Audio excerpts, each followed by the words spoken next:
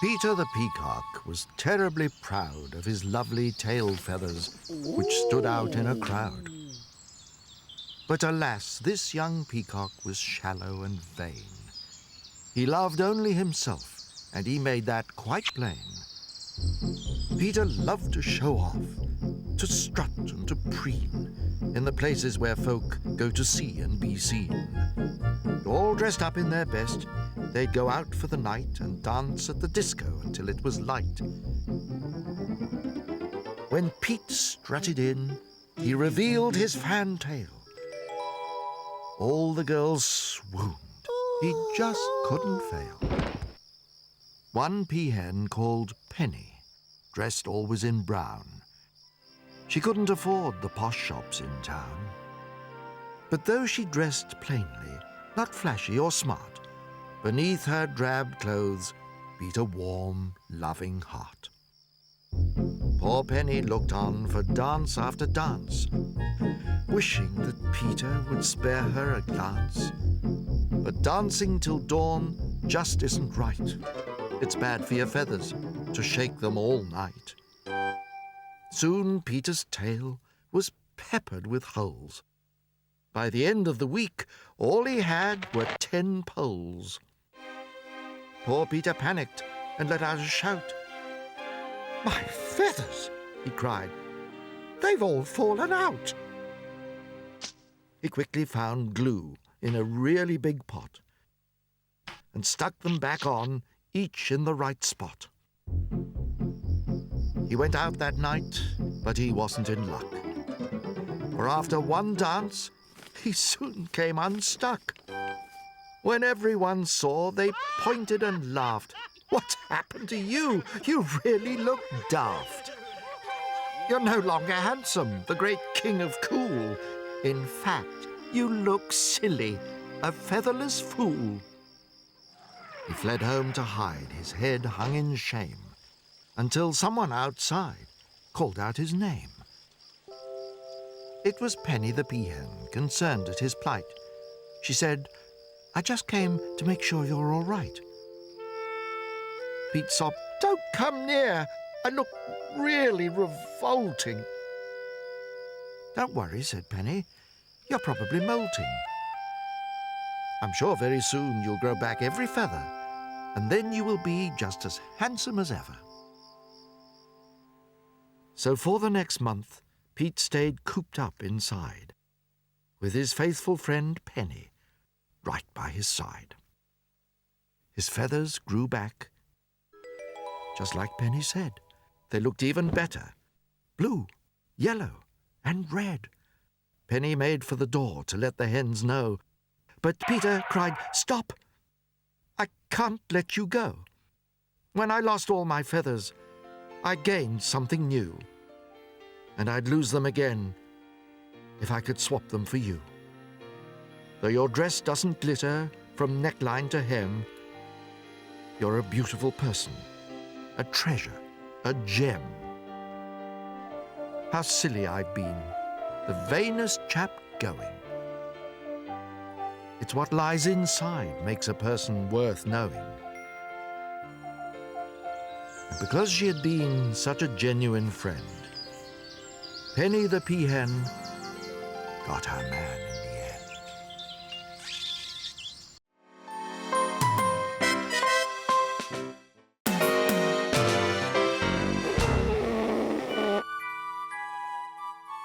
Edwina the aardvark was a shy creature who thought that her looks were not her best feature.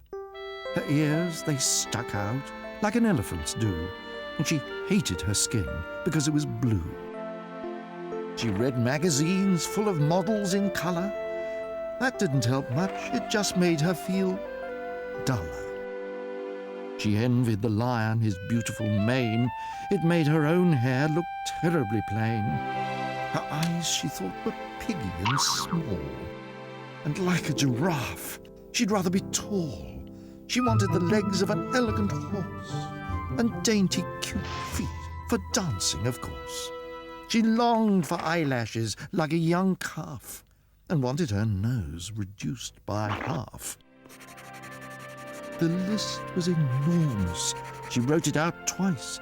All of the things that she'd change to look nice. Her mum came for dinner and found the list in a jar. She told her poor daughter, "You're sweet as you are." But Edwina decided to do something drastic. She'd go to a doctor who'd change her with plastic. "Don't try to stop me," the young aardvark said. Then she ran from the house with a bag on her head. Her mum grabbed her coat and ran after her daughter, but she jumped in a taxi and Mum never caught her. Edwina arrived at the doctor's door. Her appointment was set at 4:30. She knew at once she was in the right place, for everyone else had a bag on their face. The waiting room was filled with creatures who, just like Edwina, hated their features. The elephant wanted a cute mouse's nose instead of a trunk that looked like a hose. The giraffe thought her neck was terribly long and was sure Mother Nature had got it all wrong.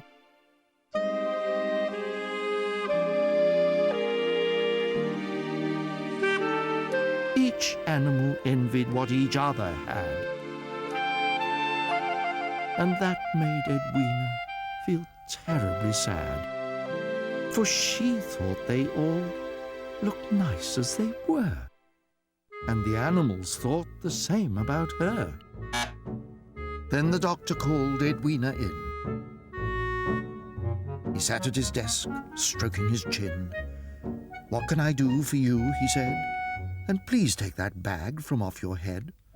The bag came off. She stood revealed. Their eyes, they met. Their fates were sealed. They were in love from that day on. All thoughts of change completely gone. The doctor, you see, saw beauty within, the kind that lives beyond the skin.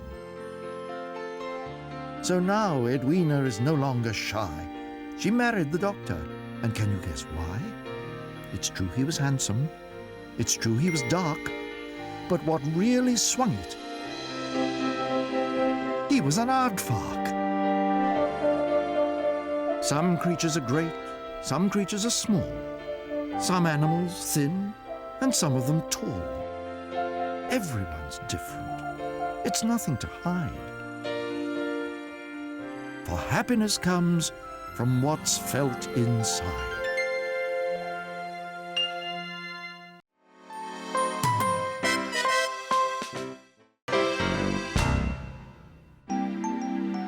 Simpson the slug, early each morning, would wake to his clock as the new day was dawning. He'd slide from his bed and put his vest on. By the time he'd done this, the whole day was gone. So off went his vest, and back into bed went Simpson the slug, not a word being said. Hugging his teddy, he started to snore. And would you believe it? It was morning once more. Simpson, you see, was ever so slow. A great slimy slug who hadn't much go. And there our story would have come to an end if it wasn't for Squeaky, Simpson's best friend. Squeaky the mouse had a plan in his head to help his dear friend move from his bed.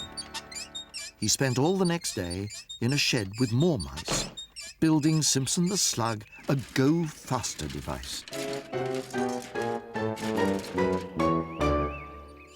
They wheeled him outside, all the mice gave a hand. He'd soon be the fastest slug in the land. Simpson was ready. Speed was his goal. Then Squeaky pressed go on his handheld control. There followed a bang and a cloud of grey smoke. The mice all fell back and started to choke. As the dust settled, the scene became clear. There was nothing of Simpson except a small smear. Simpson the slug was a thing of the past, They knew that the second they all heard the blast. Life wasn't the same for the mice after that. They were filled full of guilt for making Simpson go splat. A year slowly passed. Then, from up in the sky, a shooting star fell and landed nearby. The mice all arrived and saw on the ground Simpson's old rocket with a postcard tied round. It was written to Squeaky, who read it out loud to all of the mice who'd formed quite a crowd. "Greetings from Simpson," the postcard began. "I've got a new life, and a wife, and a tan. Your rocket, it sent me shooting far into space. And I came to a world which is my kind of place. For everyone here is as slow as can be. They're sluggish and slimy and move just like me. In under a year, I got married in style. And 6 months of that was the walk up the aisle. So I don't need a rocket to make me speedy like you, for I'm fine being me, the slug you all knew. We'll visit you one day, my new wife and I, but up until then, just look up to the sky. For the star to the left of the one to the right is the star where I twinkle each clear summer's night. It's a tiny green planet by the name of Glug Glug. It's my happy new home. Love, Simpson the Slug.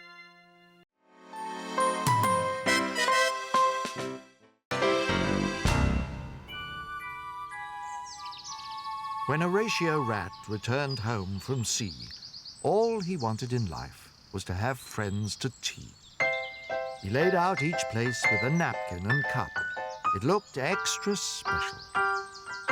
But no one turned up. The mice said they'd rather take tea with a cat. At least cats are clean, unlike a rat. So Horatio thought, I'll try a disguise and put on dark glasses to cover my eyes. He wore a big coat and tucked in his tail. He looked in the mirror and said, I can't fail. He was sure of success and prepared 10 more tables and set out the places with tiny name labels. To complete his disguise, he put on a big hat. Now no one could say that he looked like a rat. But when they all saw him, the mice screamed in fear. It's a big scary monster. Don't let him come near. Poor Horatio slumped on a bench in the park. Storm clouds blew over and turned the sky dark. The first raindrops fell to the ground and went splat. Horatio sighed as the rain soaked his hat. In a nest far above him were 4 baby crows, whose mother was fussing and warming their toes. She had to make sure that they stayed safe and dry, for none of her babies had yet learned to fly. The smallest young bird, whose name was our Joe, stuck his beak out in wonder and peered down below. He'd seen his mum flying, and he wanted to try. So he pulled himself clear and waved his wings at the sky. A gust of wind caught him and lifted him high. Our Joe was delighted. I can fly! I can fly! His mother was worried, but what could she do? Her other 3 babies all needed her too. Then the wind took our Joe. He spun this way and that, landing at last on Horatio's hat. Horatio looked up and, to his surprise, saw the frightened young bird gazing into his eyes. Soon the storm was a flood, and the bench was a boat. Rat kept Joe safe inside his big coat. Although he was freezing, Horatio held tight and battled the storm throughout the long night. At dawn, Mother Crow went to look for our Joe. She was worried and anxious and searched high and low. She called out his name but got no reply, till she heard someone shouting to her in the sky. A nasty old rat. Mother Crow turned to go, but Rat pulled his coat back, and out popped our Joe. She couldn't believe it. Our Joe, safe and sound. Then she noticed Horatio was looking half drowned. Though his whiskers were drooping and his fur was wet through, she flung herself on him with a great big thank you. Mother Crow was so happy she sang out the tale of how Rat saved our Joe on the night of the gale. Now everyone wanted to come and have tea. Horatio was a hero, twice over, times 3. He passed round the cakes. They all wanted more. Horatio felt happier than ever before. But he never forgot to address a small label for our Joe's special seat on his hat on the table.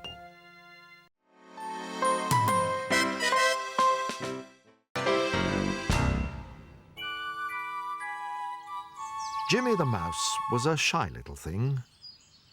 He didn't say much, but he did love to sing.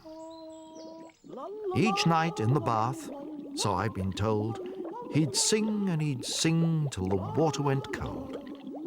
Then one summer evening, outside Jimmy's house, walked Alistair Sparkle, the show business mouse. He heard Jimmy's singing and knew in a flash this was a voice that could earn lots of cash. So Alistair Sparkle ran up Jimmy's wall and into his bathroom in no time at all. Sparkle said, "You're a star. I'm very impressed. Let's go and make records once you've got dressed." Young Jim jumped for joy. This news made his day. The great singing mouse was off on his way. At the door stood his friends. They were off to the park. They went there each evening until it got dark. "Are you ready?" said Mole. "The day's nearly done. We're off to the swings. Would your friend like to come?" "Sorry," said Sparkle, "but I've planned lots of things to make Jimmy a star, and they don't involve swings." Then Sparkle whisked off his new singing sensation to work on his image at a secret location. Sparkle fitted Jim out with the latest of gear. He gave him a wig and put a ring in his ear. He added some jewelry and put hair on his chest, then made him wear shades and a pink sparkly vest. When he was finished, Sparkle gave out a cheer. At last they were ready to launch Jim's career. And what a great start the Singing Mouse got, for Jimmy's first song hit the #1 spot. His next 20 songs all flew up the charts. Then he broke into acting. He could choose his own parts. Game shows and chat shows, he soon learnt the ropes, starring in adverts and 1 or 2 soaps. His fortune built up with considerable ease, and he started to spend it on more than just cheese. Jimmy started collecting diamonds and pearls, bought speedboats and cars and attracted the girls. He bought a new home at a real posh address, but was constantly chased by both TV and press. His house was a prison from dusk until dawn. His doors were kept locked and his curtains were drawn. His road to fame had been too fast, and now he missed his friends and his past. He called up Mole and tried to sound cheery, when really poor Jimmy was feeling quite teary. He didn't like fame and the problems it posed. If only, when bathing, he'd kept his mouth closed. Yes, he had everything, the looks and the wealth, but life is no fun when you can't be yourself. Then up through the floor sprang Mole, his old friend. He dug Jim a tunnel. There was light at the end. "Are you ready?" said Mole. "I've dug a hole to the park. We can stay there all day and play till it's dark." Jim was so happy. He pulled off his false chest and returned to the park. to those he loved best. Sparkle searched high and low for the mouse who could sing, but he never discovered the park or the swing. Now Sparkle sells tickets to visit the house from which Jimmy vanished as quiet as a mouse.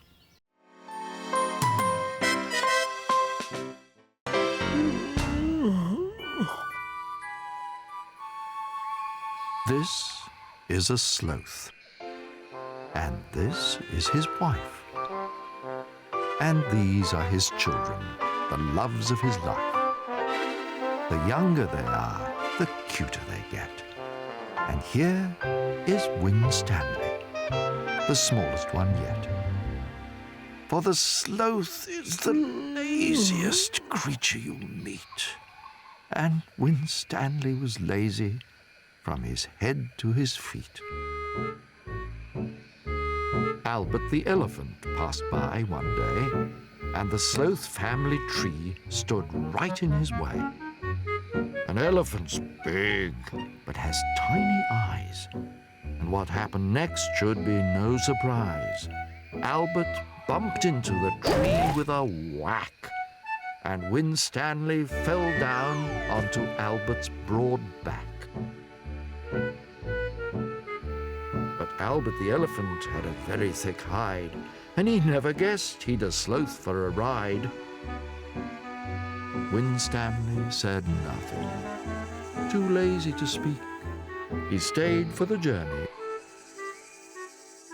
that lasted a week. The jungle was great. It was big, wet, and green, and filled full of creatures our sloth hadn't seen.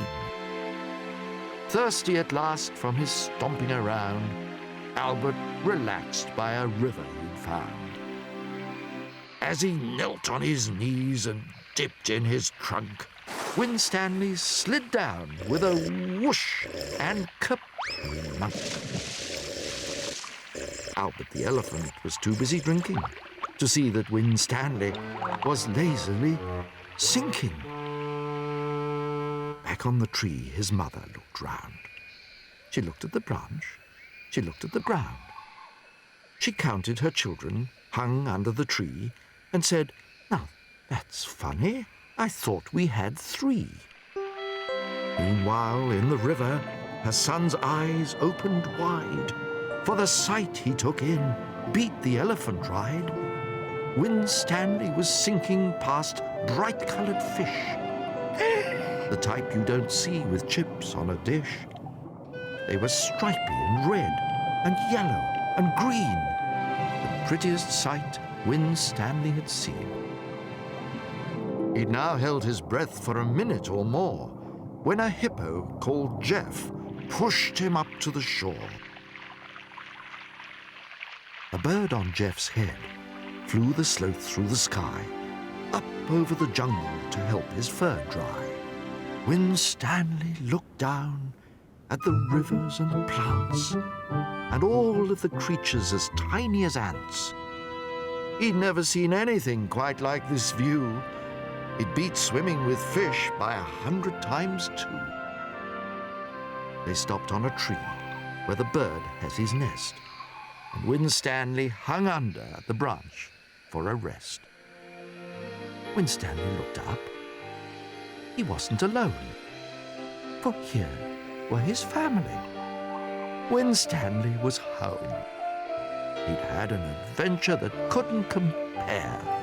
He'd been under the water and flown in the air. He'd seen all the hustle and bustle and tussle, and he'd done all of this without moving a muscle.